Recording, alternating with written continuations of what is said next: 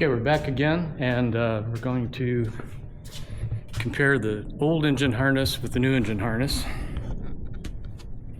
And as you can see, they are pretty much identical. Now all these wires go on the solenoid, and I marked them when they came off, right and left.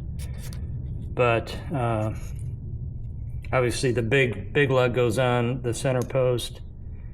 But on the new ones, it's real obvious that the green and white-ish wire are ganged together. They're also ganged together over here. So the two that are ganged together go on the outboard side or towards the outside of the passenger. In other words, that direction. Okay, here we go. We're going to start working on the engine harness. Start by plugging them in.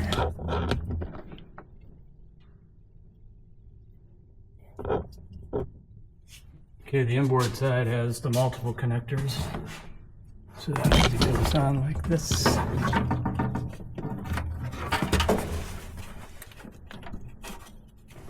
think that got it.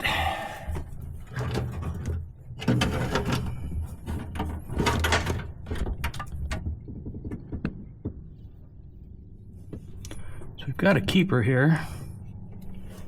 I'm not quite sure where it goes.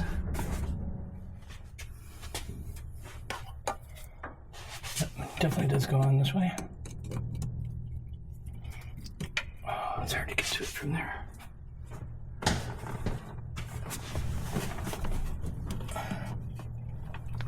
All right. The crazy part is this guy mounts. Looks like this probably goes like this. Yeah, that makes sense. Except this guy's facing the wrong way. Well, I guess I can rotate this. That's what I'll do, is I'll rotate it inside the car. Maybe I can just do it here. I don't think I'm gonna put that in. Everything's too stiff. Goes onto this top right transmission mounting bolt. Getting that loose when I removed it was really a task, because you just can't get a wrench in there. I'll pull it back out so you can see it. And that just slides in on that bolt. And I'll come back and tighten that bolt later. So now this wiring is making more sense. So that's all ready for the solenoid down here. So yeah, we're plugged in, and then up above, got the smaller wire. Change here. Along the valve cover, you got these really handy keepers here. Wire will go down into. Wow, they're tight. Okay.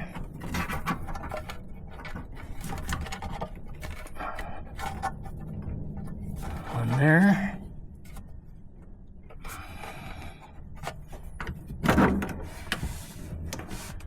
And this green goes to the side of the coil. Doesn't want to go on.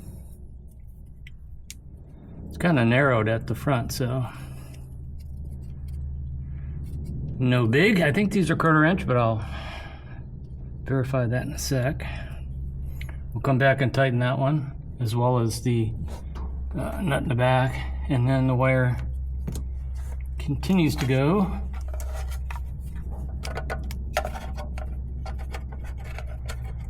Something's up with this keeper here.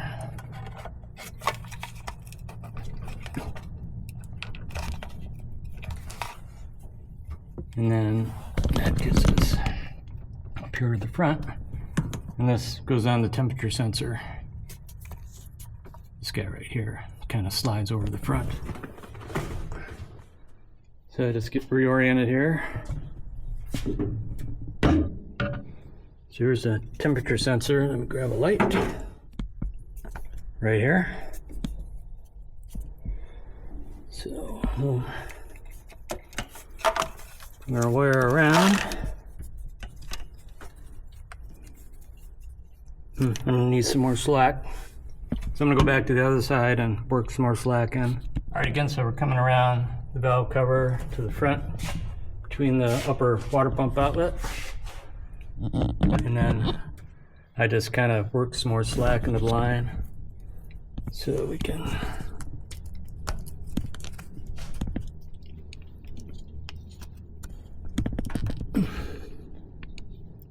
yep, that's on. So we're good there.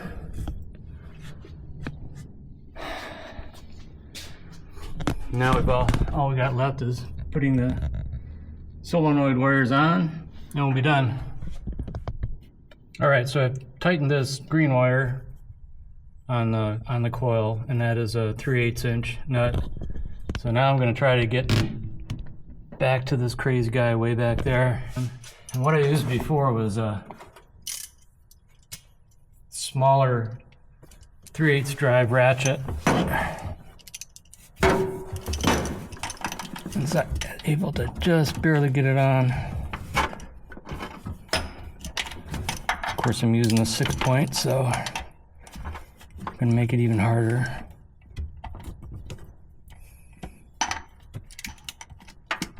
All right, it's on, barely.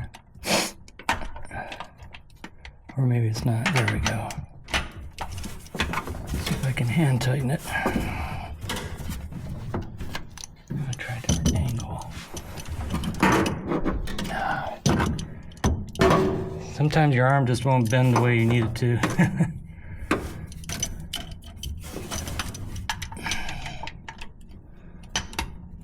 Oh, it's back on. It's doing literally one click at a time. I'll fast forward this so we don't have to. There we go. Now we're getting a rhythm going.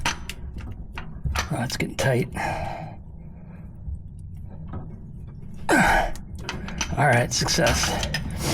When I took this thing off, it took me about an hour and a half to get some combination out of work. Again, just a 3/8 drive. This is the smallest handle I have.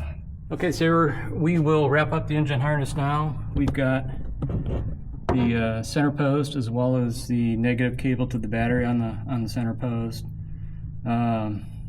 Towards the passenger side, we've got the green and white pair. And then inboard, we've got the purple. The nuts are 3/8 and 9/16. So the ratchet you use to put on the mounting bracket there, where the transmission buttons up to the engine, that will be perfect for that. So that wraps that up. So we're going to go back on the interior of the car. We still got, I think, at least 3 mystery wires, and we'll figure out what those are.